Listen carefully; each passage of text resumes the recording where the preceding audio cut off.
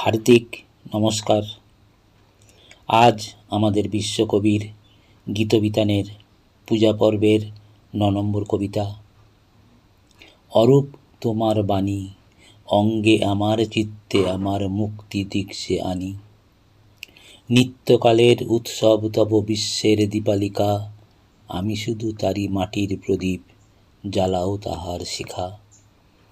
নির্বাণহীন আলোক দীপ্ত তোমার ইচ্ছাখানি, যেমন তোমার বসন্ত বায় গীত লেখা যায় লিখে, বর্ণে বর্ণে পুষ্পে পর্ণে, বনে বনে দিকে দিকে।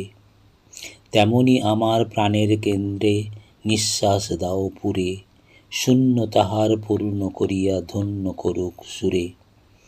বিঘ্ন তাহার পূর্ণ করুক তব দক্ষিণ পানি।